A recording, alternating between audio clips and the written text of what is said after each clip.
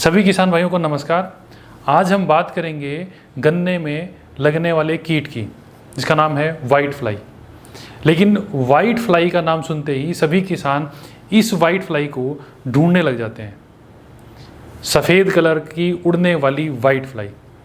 लेकिन गन्ने में इसको वाइट फ्लाई नहीं बोलते हैं। गन्ने का जो मेजर इंसेक्ट है वो इस तरह का है। ये एक तरह से धब्बा सा दिखाई देता है, सफ़ेद कलर का। और ये जो इंसेक्ट है ये उड़ने वाला इंसेक्ट नहीं है, ये उड़ के हमारे फसल पे लॉस नहीं पहुंचाता। ये जो हमारी गन्ने की वाइट फ्लाई है ये उस तरह की वाइट फ्लाई नहीं है जो आप सभी ने देखी है। ये वैसी वाइट फ्लाई नहीं है जो आप हमेशा सोचते हैं। इसका जो फ़ायदा है वो आपके जो दुकानदार हैं जहाँ से आप पेस्टिसाइड लेके आते हैं वो उठाते हैं। ज़्यादातर लोग इसको फंगस समझ लेते हैं और फंगस समझने से उसमें फंगीसाइड्स का स्प्रे करते रहते हैं और इससे आपका नुकसान होता है। आपकी ये वाइट फ्लाई कंट्रोल भी नहीं होती है और आपका पैसा भी खर्च हो जाता है। तो इसीलिए जागरूक होना ज़रूरी है। जागरूकता ही पैसे बचा सकती है। चलिए अब समझते हैं कि ये वाइट फ्लाई कैसे हमारे गन्ने को नुकसान करती है। ये वाइट फ्लाई गन्ने में निचली सतह से गन्ने का रस चूसती है, उससे गन्ना ऐसा पीला सा हो जाता है और उसके बाद वो अपनी संख्या लगातार बढ़ाती रहती है और फिर इसमें निम्फ जो होते हैं और उनका जो वेस्ट होता है वो वेस्ट ब्लैक कलर में बदल जाता है और उसके ऊपर फंगस आ जाती है।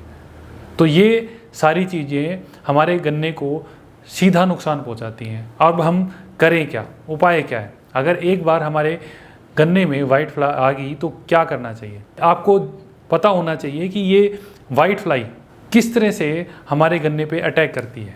आप देखेंगे ये सबसे पहले हमारे जो खेत हैं, उन खेत के जो गन्ने के खेत हैं उनके चारों तरफ आएगी। अगर आप उसी समय इसका समाधान कर लें, थोड़े पेस्टिसाइड में आपका काम चल जाएगा। लेकिन इग्नोर करते रहते हैं कि हाँ थोड़ा सा ये कोई दाग लग गया है और इसको कोई दिक्कत नहीं है, ये अपने आप ही चला जाएगा। और वो इग्नोरेंस आपको भारी पड़ जाती है, आपकी पूरी की पूरी फसल खराब हो सकती है। इस समय मौसम के बदलाव की वजह से जहाँ पे इतना प्रकोप नहीं होता था, आज वहाँ पर भी इसका बहुत ज़्यादा प्रकोप है। अब करना क्या है कि जो चारों तरफ जो वाइट फ्लाई हमारे खेत में शुरू हो जाती है उसी समय हमें स्प्रे करने हैं, इंसेक्टिसाइड के स्प्रे करने हैं। जो रिकमेंडेड जो यूनिवर्सिटीज़ के स्प्रे हैं वो मैं आपको डिस्क्रिप्शन में दे दूंगा। आप उनमें से कोई भी स्प्रे कर सकते हैं, वो सारे स्प्रे इफ़ेक्टिव होंगे। दूसरा, आपने गन्ने में 5वें और 7वें महीने में सारे के सारे जो नीचे के पत्ते हैं जो सूख चुके हैं उनको अपने खेत से बाहर निकाल देना है। ज़्यादातर वो पत्ते बहुत सारी बीमारियों का कारण बनते हैं, इसलिए अपने खेत को साफ रखें। इसके बाद जो पत्ते इफ़ेक्टेड हैं, जिसमें ये पता है कि इसमें वाइट फ्लाई आई है और वो वाइट फ्लाई आगे बढ़ सकती है, तो आपने उन पत्तों को अपने खेत से बाहर किसी गड्ढे में दबा देना है ताकि वो वाइट फ्लाई दोबारा हमारे खेत तक ना जा पाए। उसके निम्फ, उसके एडल्ट हमारे खेत से दूर रहें। उसके बाद आपने क्या करना है, आपने अपने खेत के अंदर पानी को खड़े नहीं रखना है, अच्छी ड्रेनेज बनाए रखनी है। अगर पानी खड़ा रहेगा तो ये इस इंसेक्ट के फेवरेबल कंडीशन है।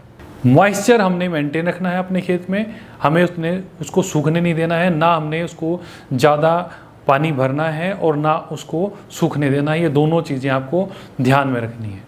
अगर ये इन सारी चीज़ों का आप ध्यान रखेंगे तो आप इस कीट से आपकी फसल को बचा पाएंगे और आप इस कीट को नॉर्मली आप नहीं देख पाएंगे। अगर इसको गौर से माइक्रोस्कोपिक तरीके से अगर देखा जाता है तो ये इस तरह का दिखता है।